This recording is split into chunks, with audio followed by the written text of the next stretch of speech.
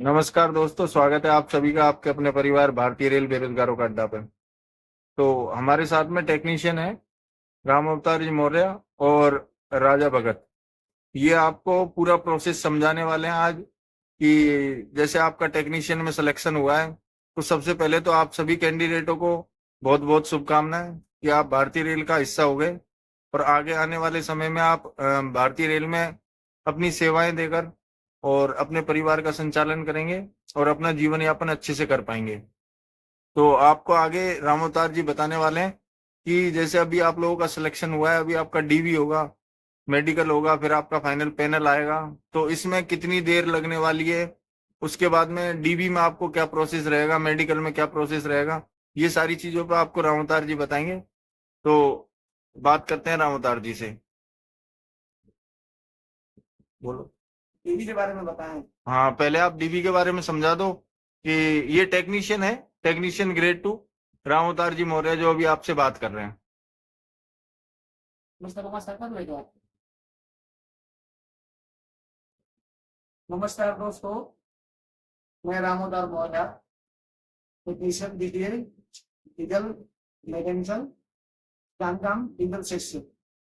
मैं आप सभी को रेलवे में टेक्नीशियन का चयन होने के बाद डॉक्यूमेंट्स वेरिफिकेशन, मेडिकल और उसके बाद का प्रोसेस बताऊंगा, जिसको समझने के बाद आपको ऐसा फील होगा कि सारी प्रोसेस बहुत ही आसानी से होंगे।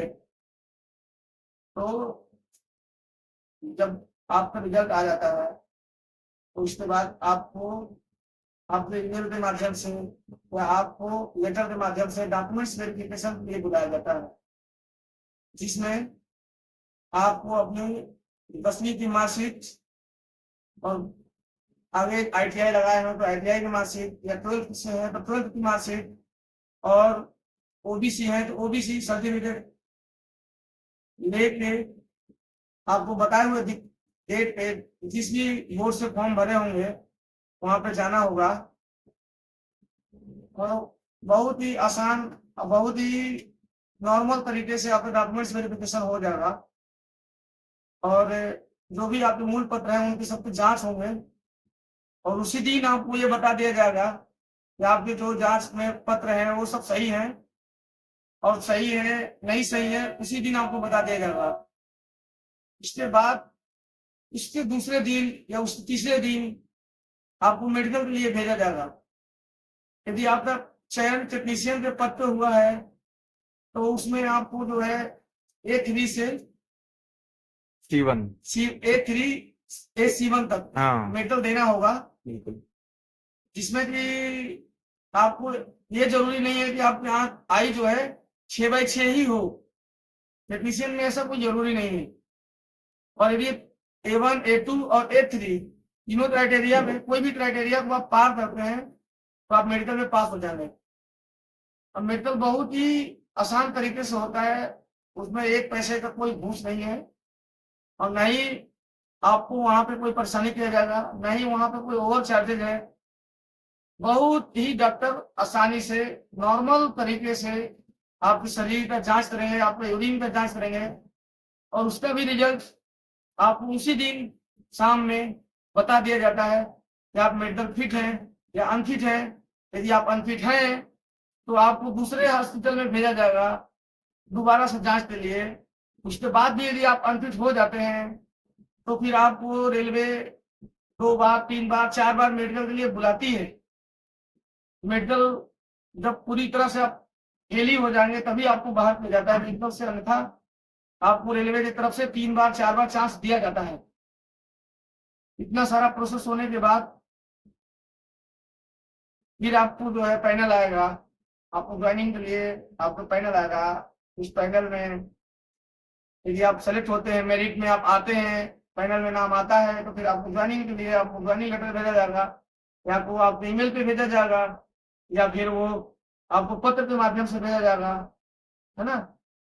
अगर उतना जब आपको ज्वाइनिंग लेटर भेजा जाएगा तो उस समय भी आप अपने जिस भी बोर्ड से फॉर्म भरे होंगे वहां के डीआरएम ऑफिस में आपको बुलावा जाएगा। आप वहां पे जब डीआरएम ऑफिस में आप आओगे तो वहां के डीसी के माध्यम से आपके फिर से डॉक्यूमेंट चेक होंगे, आपकी जो है सर्विस बुक मिलेगी, उसको भरना होगा, अच्छे से फिलअप करना होगा। आप अपनी सारी जानकारी अच्छे से भरेंगे, उसको भरने के बाद आपके डॉक्यूमेंट्स ले लिए जाएंगे, सर्विस बुक ले ली जाएगी।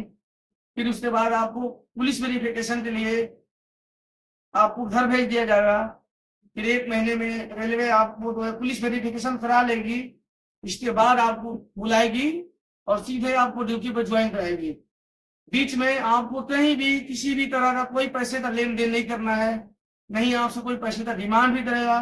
साफ और सुथरी तरह से अभी जो रेलवे की भर्तियां हो रही है बहुत ही अच्छे और बहुत ही सुचारू ढंग से हो रही है। कहीं भी कोई पैसे का लोचा नहीं है, कहीं भी पैसे का कोई लेन देन नहीं है, कहीं भी कोई फ्रॉड का मैटर नहीं है। सारा सिस्टम ऑनलाइन में है, आप हर एक चीज को ऑनलाइन देख सकते हैं, समझ सकते हैं। कोई भी चीज आपके साथ नाजायज नहीं होगा। यदि आप मेरी जानकारी से संतुष्ट हैं तो आप कृपया इस चैनल को लाइक करें, वीडियो को लाइक करें और चैनल को सब्सक्राइब करें। धन्यवाद मित्रों। अब आपसे बात करेंगे हमारे राजा जी, जो टेक्नीशियन ग्रेड 2 है मैकेनिकल से। राजा जी बोलिए बोलिए। किस माध्यम में बात करेंगे?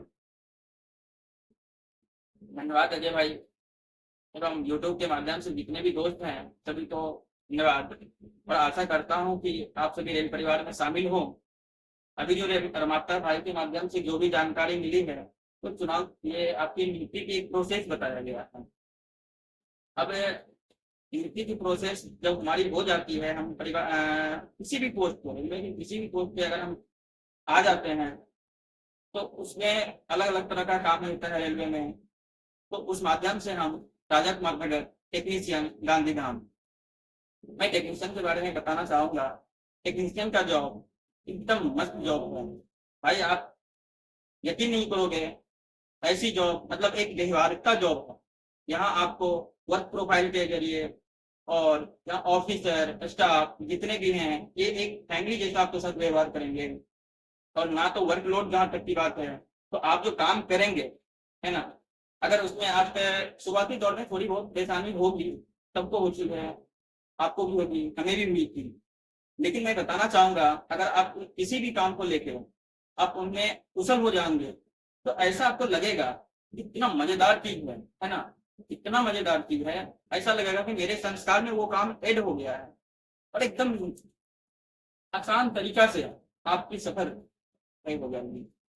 बात रही, कभी कभी होता है कि लोग कहता है कि वर्कलोड ज्यादा है, काम में परेशानी होती है, रुपया नहीं है, रुपया मतलब ढेर सारी इशू आती है, प्रत्येक के साथ आती है। तो मैं बताना चाहूंगा कि रेलवे है इसमें रुपया की कमी नहीं है।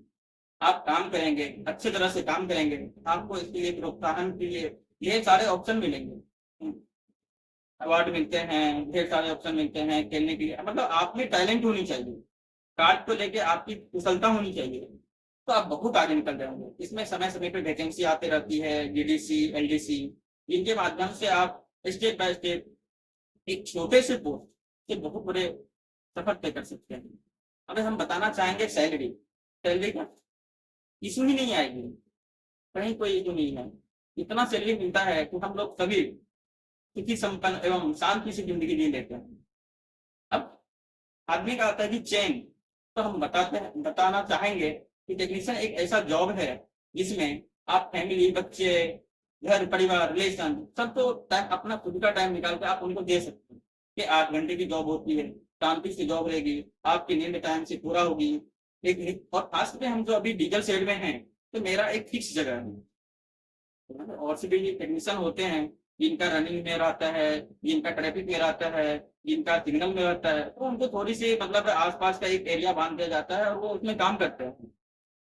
लेकिन हमारा जो जॉब है, हम डीजल सेट से हैं, तो डीजल सेट में है तो हमारा एक फिक्स जगह है। जैसे कि नॉर्मल एक स्कूल में बच्चे पढ़ाते हैं, सॉरी टीचर पढ़ाते हैं बच्चे को, तो टीचर जाते हैं स्कूल, फिर आते हैं, जाते हैं, आते हैं। सेम वही कंडीशन हमारे यहाँ डीजल सेट में होता है। एक फिक्स जगह है, हम डेली दिनचर्या में उनको शामिल करते हैं और डेली जाते हैं, काम करके आते हैं। ढेर सारे हमारे साथी सहकर्मी होते हैं, सबसे एकदम मस्ती एंजॉय करते हैं। ऑफिसर होते हैं, सबके साथ मिलजुल के एक ग्रुप वाइज काम करते हैं। और ग्रुप वाइज काम करने में जो मजा है, शायद आप आएंगे रेलवे परिवार में तब आपको समझ में आएगी मस्त। इसके बाद आपको ऐसा लगेगा कि बहुत को लगता है ऐसा कि ये काम जो है इस तरह से है, बोरिंग काम है। भाई नहीं, आप बूढ़े भी हो जाएंगे ना तो आपको ऐसा लगेगा कि हम अभी भी यंग हैं, क्योंकि यहाँ मजाक मस्ती के साथ काम होता है। कि हमने मतलब कि मेरी एज तो बहुत कम है, नए नए ज्वाइन किए हैं, मतलब मेरी 5-6 साल की एक्सपीरियंस है मेरे पास। लेकिन हम जो हमारे साथ में ही हैं, जिनका रिटायरमेंट का है या रिटायरमेंट होने वाला है, कुछ दिन बाकी हैं, तो उनसे हम जब मिलते हैं ना तो हमें ढेर सारे एक्सपीरियंस देते हैं। और वो यही बोलते हैं कि आप ना थोड़ा थोड़ा करके आप काम करिए और कुछ समय निकाल के आप थोड़ा बहुत स्टडी करिए। उनका एक्सपीरियंस बोलता है कि अगर हम स्टडी करें तो हम अपनी काबिलियत के बदौलत एक छोटा छोटा स्टेप बढ़ाते बढ़ाते बढ़ाते बढ़ाते जब हम रिटायरमेंट के कगार पे होंगे तो शायद हम बहुत बड़े पोस्ट पे होंगे। ये मतलब एक ऐसा, जैसे रेल में पटरी होती है ना, रेल जिसपे इंजन चलती है, डब्बे चलते हैं, वो रेल, तो रेल पे ये समझिए हम रेल पे आ गए। अब हमारे हमारे पास जितनी काबिलियत होगी उस माध्यम से हम लंबा सफर तय कर पाएंगे। तो भाई आपके मन में जो भी सवाल चल रहे हैं अभी तक, तो हम ये बोलना चाहेंगे आपके उसमें आपके पास आपके दिमाग में पॉजिटिव नेगेटिव या बहुत तरह के सवाल चल रहे होंगे, हमें जैसा लगता है, और हमारे मन में भी चल रहे थे जब हम नहीं आए थे। लेकिन हम यही बोलना चाहेंगे कि आप जीत और मेहनत करिए, किसी भी तरह से आप रेल परिवार में शामिल होइए। अब उनके बाद आपको ऐसा लगेगा कि हाँ, ये हमारे घर का जो परिवार है सिर्फ वही रेलवे परिवार है।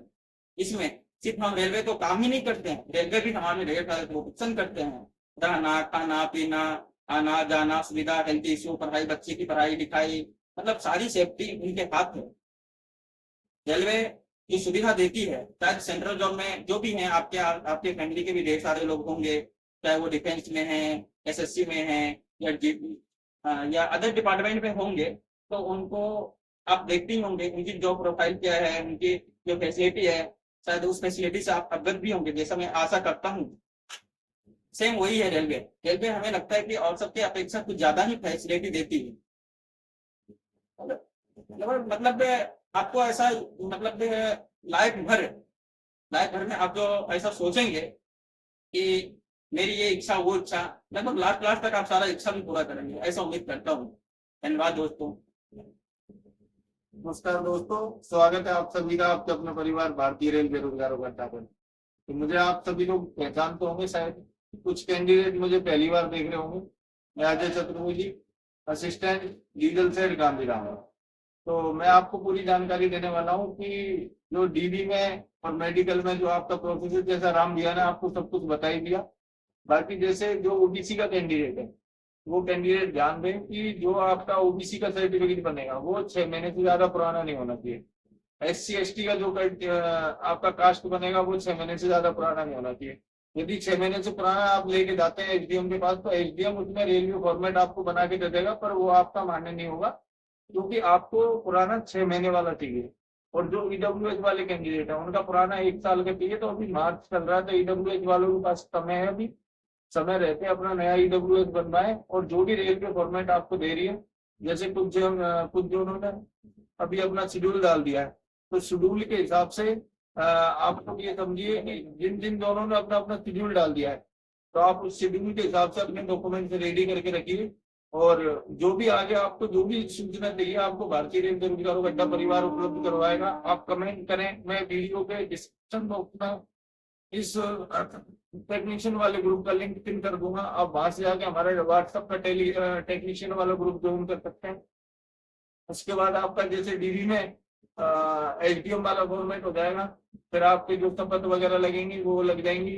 कुछ सेल्फ डिक्लेरेशन होते हैं, उसके बाद आपको 10th की मार्कशीट, 12th किया है तो 12th की मार्कशीट, ITI किया है आपने तो ITI की मार्कशीट, उसका सर्टिफिकेट। उसके बाद में सर्टिफिकेट के बाद में आपका हो जाएगा जो आपका कास्ट आता है, कास्ट लग जाएगा। उसके बाद आपका आधार कार्ड, पैन कार्ड, आपके बैंक की पासबुक, और वो तो आपको ज्वाइनिंग पे चाहिए होगी। उसके बाद में आपको एक मेमो दे दिया जाएगा। डीडी कंप्लीट होने के बाद आपको एक मेमो दे दिया जाएगा। वो मेमो लेके आपको जाना होगा रेलवे हॉस्पिटल, जहाँ आपका होगा मेडिकल। डीडी वाले दिन आपको बता दिया जाएगा कि आपका मेडिकल कब होना है। 1 दिन बाद होना है, 2 दिन बाद होना है, मैक्सिमम 2 से 3 दिन के अंदर अंदर वो आपका मेडिकल कंप्लीट करवा लेता है। तो आप मेमो लेके रेलवे हॉस्पिटल पहुंचेंगे तो वहां पे आपको अलग अलग ग्रुपों में बांट दिया जाएगा, 10-10, 15-15 लड़कों के ग्रुप में। आपका जो मेडिकल स्टैंडर्ड है वो A3 से लेके C1 तक है। तो आप A3 से C1 तक कहीं भी फिट होते हैं। और जहां तक मैं समझता हूँ जिस कैंडिडेट का टेक्नीशियन में मेडिकल होगा, एक भी कैंडिडेट बाहर होने वाला नहीं है। तो आप ये तो दिमाग में तो बिल्कुल भी निकाल दें कि हम मेडिकल में भी बाहर हो सकते हैं। मेडिकल में बिल्कुल टेक्नीशियन में कोई भी बाहर नहीं होने वाला है। बस आप लोग जितना काम करेंगे, और आपको करना क्या होगा, इन दिनों आप एक तो फोन देखना कम कर दें, थोड़ा अपना खाने पीने का ध्यान रखें। आपका यूरिन, ब्लड, बीपी, शुगर, ये सारी चीजें नॉर्मल होनी चाहिए, बस ये थोड़ी प्रॉब्लम करती है। उसके बाद में आपका कल थोड़ा ये चेक कर लें, आपके कलर ब्लाइंड है तो आप चेक कर लें। आपके चश्मा है तो आप अपना चश्मा डॉक्टर से जाके एक बार आके चेक करवा लें। आपके चश्मा है तो आप डॉक्टर से लिखवा के और वो पर्चा आप साथ में लेके जाएं, जिससे आपको बार बार घूमना नहीं पड़े और आपको परेशान नहीं होना पड़े। आप पर्चा साथ में लेके जाएंगे तो आप वहां जाके उसको लगा के आप बता सकते हैं कि हमारा मेडिकल स्टैंडर्ड ये है, B2 है या C1 है, जो भी है आपका, तो वो है। तो इसमें आपको कोई तरीके की कोई परेशानी होने वाली नहीं है। और कोई भी कुछ भी परेशानी आती है तो उस चीज के लिए आप हमसे संपर्क कर सकते हैं। मैंने वीडियो को डिस्क्रिप्शन बॉक्स में आपको बताया, पिन किया हुआ है टेलीग्राम जो हमारा व्हाट्सएप ग्रुप है उसका लिंक। तो आप जो भी सूचना चाहिए आपको, चाहे डॉक्यूमेंट से रिलेटेड हो, चाहे ज्वाइनिंग से रिलेटेड हो, चाहे आपका मेडिकल से रिलेटेड हो, पैनल आने से हो, सारी चीजें, सारी मतलब A to Z सारी इन्फॉर्मेशन आपको मैं देने वाला हूँ। और उसके बाद में मेडिकल के बाद में आपका आने वाला फाइनल पैनल, फाइनल पैनल के बाद में आपकी आने वाली है ज्वाइनिंग। तो ज्वाइनिंग को जो डॉक्यूमेंट चाहिए उसका वीडियो मैं आपको अलग से बना के बता दूंगा। बाकी आप ये समझिए कि टेक्नीशियन का जो वर्क प्रोफाइल है उसमें कोई इतना लोड नहीं है जितना आप लोग, कई लोगों से आपने सुना होगा कि हम टेक्नीशियन है, हमें इस तरीके से काम करना पड़ता है, इस तरीके से काम करना पड़ता है। ऐसा कुछ भी नहीं होता। बहुत शानदार जॉब है और रूटीन जॉब है। 8 घंटे की ड्यूटी रहती है। आप कहीं भी टेक्नीशियन में चले जाएंगे, 8 घंटे की ड्यूटी आपकी रहने वाली है। तो आप इस चीज को लेकर तो बिल्कुल निश्चिंत रहें कि भाई आपके ऊपर वर्कलोड आने वाला है। वर्कलोड किसी भी तरीके का टेक्नीशियन के ऊपर आता नहीं है। हाँ, ये जरूर आपको शुरुआत में जितना जल्दी आप सीख लेंगे कामों को उतना आपको आसानी रहेगी, आगे फ्यूचर में भी आसानी रहेगी, आपके सीनियर भी आपकी इज्जत करेंगे। तो आप जितना जल्दी रुकेंगे उतना जल्दी आप काम को सीखने की कोशिश करें। काम चोरी करेंगे उतना ही ज्यादा आप आपको पीसा जाएगा। जो आदमी काम चोरी करता है उसको उतना ही ज्यादा पेला जाता है। तो सीधी बात यह है, आप जितना जल्दी रुकेंगे आप काम सीखें। और आगे मैं नेक्स्ट वीडियो में आपको सारी चीजें समझा दूंगा। जो भी आपके दिमाग में जो भी कुछ चल रहा हो तो आप कमेंट करें और मेरे को बताएं। मैं सारी जितनी भी इंफॉर्मेशन होगी आपको इस चैनल के माध्यम से शेयर करने वाला हूँ। चलिए जुड़े रहिए आप भारतीय रेल बेरोजगारों अड्डा परिवार से। धन्यवाद। भारत माता की जय। जय श्री राम।